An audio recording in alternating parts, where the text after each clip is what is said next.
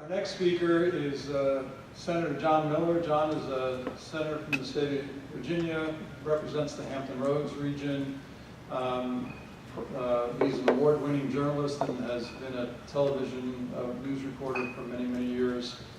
He's one of the legislators that was instrumental in passing a bill through the state legislature to mandate physical activity on a daily basis in elementary and middle school. Interestingly enough, and surprisingly, although after hearing talks today, the most vocal opposition to that bill came from school administrators.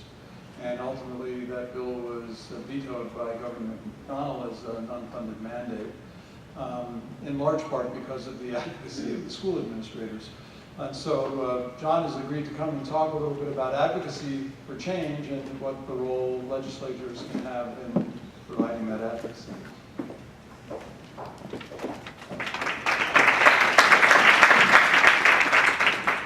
Good afternoon. Good to be with you all. Let me start with a true story. I have a grandson named John Isaac. He's 9 years old.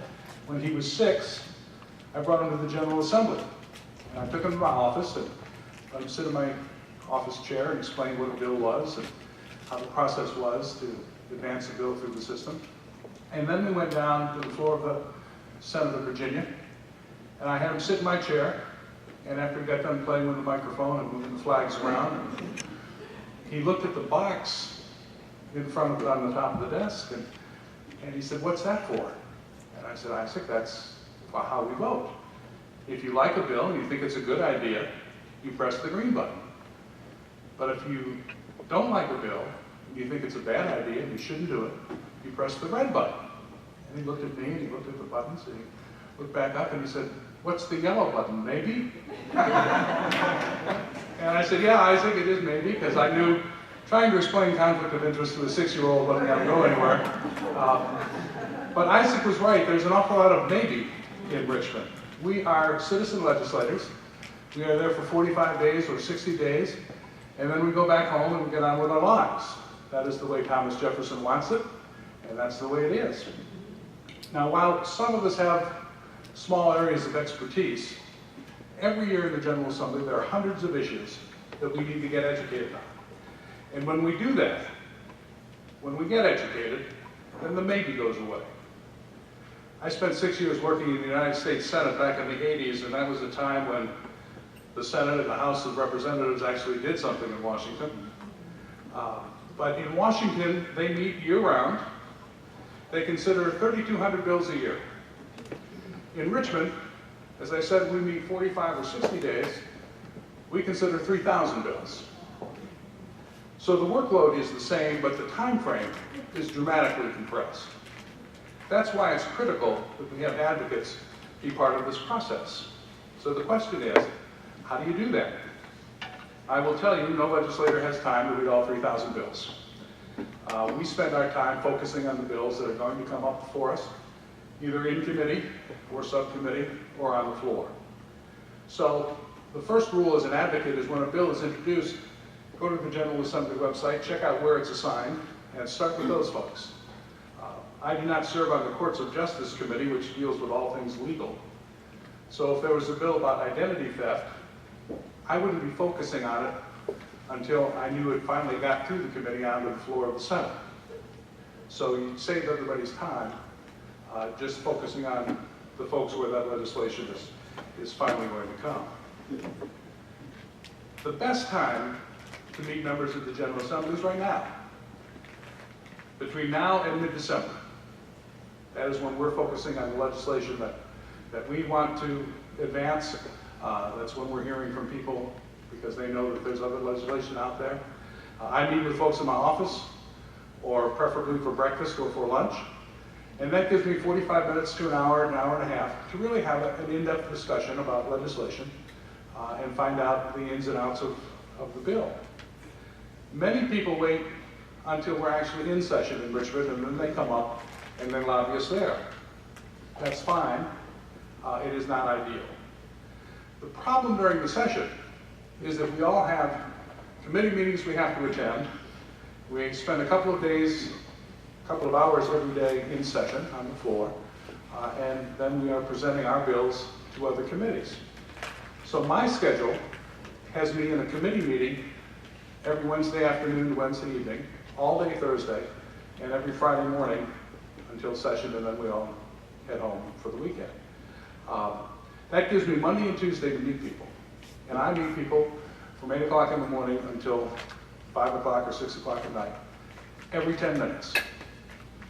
The problem of waiting and coming up to Richmond is that you may be one of 40 people that spend 10 minutes with a legislator, and the impact of that 10 minutes may be lost in just everything else that's going on. So reach out to legislators before the session.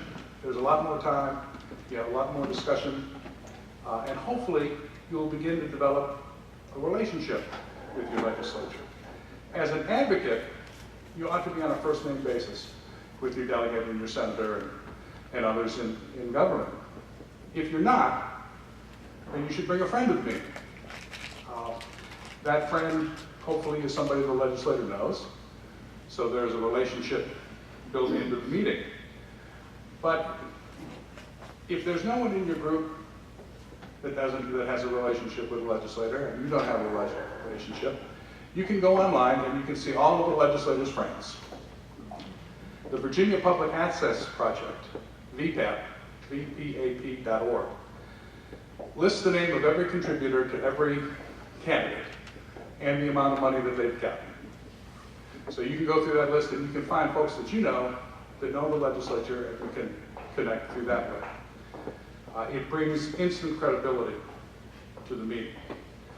When you meet with the legislator, bring a one-sheet, clearly outlines what the issue is and what you want the legislator to do. Make sure there's contact information, so in case they have questions, they know how to get back in touch with you. Send a follow-up note. I mean, these are things you learned in the first grade, I understand, but that's government these days. Send a follow-up note and offer to answer any questions or how you could be of help in the future. Keep the relationship moving forward, because in the General Assembly, these issues seem to hang around for years at a time. So you may be lobbying on a new issue this year, but it may be 2 or 3 more years that it's still being considered. Take the opportunity to strengthen that relationship. I keep a list of people from all sorts of walks of life that I can call on and get their opinion on various types of legislation. Morticians, real estate agents, tow truck drivers, all sorts of people. Ask to be on that list. Ask to become a resource for the legislature. And then, it's not always practical to come to Richmond 2 or 3 times while the bill is moving through the process to have that 10-minute face-to-face meeting. So you've got phone calls and letters or emails. It is essential that we hear from people. And we encourage that sort of feedback. And I will tell you, the default position is if we don't hear from anybody, we assume the bill's okay. I worked for a while in public broadcasting in Hampton Roads. And a few years ago, the governor made a proposal to cut funding for public broadcasting. Didn't hear a word from anybody. And after about a week, I called the station manager at the public broadcasting station and said, "You guys okay with this?" "Oh no, we're opposed to it." That's what you got to tell somebody. Because if you don't, the folks up here are going to assume, hey, didn't hear from anybody, it ought to be a big thing. So they launched an email campaign, and we finally did hear from folks. But it is critical, whether you're for a bill or against a bill, that you let people know. Phone calls are probably the least effective. You will probably get an administrative assistant who has 5 people banging on her to come set up appointments to meet, or an intern, and they're not logging the calls and taking the right information. Letters are fine, but they're increasingly rare. Emails clearly are the way to go. I answer all my own and read all my own emails. I may be the only legislator that does that. But if you live on the peninsula, I will respond to you. I don't do it as timely as I wish. I get 200 to 300 a day when we're not in session. I get 600 to 800 a day when we are in session. But I will get back, but it is an immediate and, more importantly, a free way to keep in touch and let your voice be heard. You can go on the General Assembly website, and they have a list of every legislator's email. A lot of times people just duplicate that list and send it out to all 140 of us. Some legislators do respond to everybody who writes, and that's a good thing. But it doesn't have to be long. It can just be a sentence or two. Just let us know if you're for it or against it, and why. Now, we also have legislative assistants, and they are the ones that help us during the session. It is always good to have a great relationship with the legislative assistant, because they can cut through the clutter and they can get us information, get an answer back a lot quicker than just trying to rely on us. Finally, I will say, be realistic. I cannot begin to tell you the number of times people came up and advocated for increased funding in a year when we had a $4 billion budget hole. It is so important to know the lay of the land and to say in that situation, we know times are tight, we don't want anything more, just keep us where we are. That message goes a long way. So make sure that you know how things stack up. Advocacy, much like life, is all about relationships. And you should aim at having a really good relationship with the legislator, somebody you just pick up the phone and talk to, because we want to hear from our constituents. We want to get it right. And we need to hear from folks who really understand all these issues. And you do. So I encourage each of you to become involved, to be part of the process. Governing is important work, but it's way too important to be left to elected officials alone. You've got to be our partners. We need to hear strong voices from advocates, and so I hope you will become part of the legislative process, have an impact on the legislative process, take the time to get involved, to make a difference. I appreciate you inviting me, and keep up the great work that you do for advocating for our young people. Thank you very much.